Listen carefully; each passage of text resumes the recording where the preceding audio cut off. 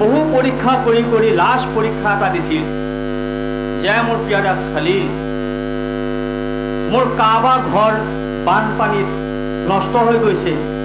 এই কাবা ঘৰটো তুমি আৰু তোমাৰ সন্তান ইছমাইল দুইজনে মিস্ত্ৰী এজনে যোগালি কৰি মোৰ কাবা ঘৰ তৈয়াৰ কৰি দিয়া। সুবহানাল্লাহ। সৈয়দনা ইব্ৰাহিম খলিলুল্লাহ আলাইহিছ সালাম মিস্ত্ৰী কাম কৰিছিল আৰু তেখেতৰ পুত্ৰ সন্তান হযৰত ইছমাইল আলাইহিছ সালামে যোগালি কাম কৰিছিল। এই মিস্ত্ৰী বাপ বেটা দুইজনেই মিস্ত্ৰী আৰু যোগালি কৰি কাবা ঘৰখন তৈয়াৰ কৰিছিল। সুবহানাল্লাহ। যেতিয়া কাবা ঘৰ তৈয়াৰ হৈছিল তেতিয়া পৰৱৰ্তীকালে মাওলাই কৈছিল, হে মোৰ প্ৰিয় খলিল, হে মোৰ প্ৰিয় বন্ধু, মোৰ কাবা ঘৰটো সুন্দৰ হ'ল। এই কাবা ঘৰৰ জিয়াৰত কৰিবৰ কাৰণে তুমি এলান কৰা, তুমি মাতা পাব্লিকক। সৈয়দনা ইব্ৰাহিম খলিলুল্লাহ আলাইহিছ সালামে কৈছিল, হে পৰৱৰ্তীকালে মাওলা, এই জগতত মই যে মাতিম, মই যে আৱাজ দিম, মই যে বিচাৰিম, মোৰ আৱাজ কোনে শুনিব? এই দুনিয়াততো কোনো ব্যক্তি শুনা ব্যক্তি নাই। যিখিনি আছে আপোনাকতো মাতা ব্যক্তি নাই। গতিকে মই কাক মাতিম? মোৰ মাত কোনে শুনিব?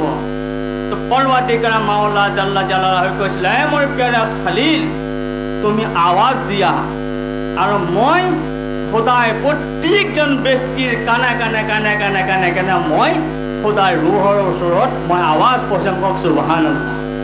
সেই জগতত আমাৰ ৰুহৰ জগতত আছিল। যেতিয়া ইব্ৰাহিম খলিলুল্লাহ আলাইহিছ সালামে আৱাজ দিছিল, মাত দিছিল, যাৰ ৰুহে আল্লাহুম্মা লাব্বাইক কৈ সেই ৰুহত যে আৱাজ দিছিল, তেওঁলোকৰ কপালতেই হজ হৈ গৈছে। কওক সুবহানাল্লাহ। আৰু যাৰ ৰুহে শুনা নাই, যাৰ ৰুহে আল্লাহুম্মা লাব্বাইক বুলি ক'ব পৰা নাই, তেওঁৰ কিন্তু কপালত যিমান ধন সম্পত্তি থাকিলেও তেওঁৰ কিন্তু কপালত হজ কৰিব পৰা নহয়। যাক হাজীসকলৰ মৰ্তবা পৰৱৰ্তীকালে মাওলাই হযৰত ইব্ৰাহিম খলিলুল্লাহ আলাইহিছ সালামে কৈছিল, হে ইব্ৰাহিম, মোৰ প্ৰিয় বন্ধু, তুমিতো মাতিছাই, মোৰ ঘৰতো জিয়াৰত কৰিবৰ কাৰণে হাজীসকল আহিবই। এই কাবা ঘৰৰ তুমি মুআজ্জিন কৰা, তোমাৰ ল'ৰাইও মুআজ্জিনি কৰক। সুবহানাল্লাহ। এই কাবা ঘৰৰ মুআজ্জিন, এই কাবা ঘৰৰ চাফাই কৰা হুকুম দিছিল পৰৱৰ্তীকালে মাওলাই ইব্ৰাহিম খলিলুল্লাহ আলাইহিছ সালাম যে মোৰ ঘৰটো চাফাই কৰা, মোৰ ঘৰত যাতে এটা ধুলো পৰি নাথাকে। কাৰণ হাজীসকলে হজ কৰিব ইয়াতে আহিব, যেতিয়া সিহঁতে সাজদা কৰিব, ৰুকু কৰিব, সিহঁতৰ কপালত যে অলপমানৰ ধূলা নালাগে। কওক সুবহানাল্লাহ। আজি যিসকল মক্কা শ্বৰীফত গৈছে, যিসকল হাজীয়ে হজ কৰিব গৈছে, চবে কয় ইমান পৰিষ্কাৰ হৈ আছে। এই পৰিষ্কাৰ পৰৱৰ্তীকালে মাওলাই সেই যুগত কৰাইছিল। হযৰত ইব্ৰাহিম খলিলুল্লাহ আলাইহিছ সালামৰ হাতেৰে সেই জগততে সেই সময়তে পৰিষ্কাৰ কৰাইছিল। সেই পৰিষ্কাৰ আজি পৰ্যন্ত কাবা ঘৰ চলিয়ে আছে। পবিত্ৰ কোৰাণৰ কথা। যাই নাহক, হাজীসকলৰ মৰ্তবা, যিসকলে আল্লাহৰ ঘৰত হাজী আহিব, তাৰ বিষয়ে আমাৰ মুফতি অলিউদ্দিন চাহেবে কৈছে, কপালত থাকিব লাগিব, কিন্তু দোৱাও কৰিব লাগিব পৰৱৰ্তীকালে মাওলাৰ ওচৰত।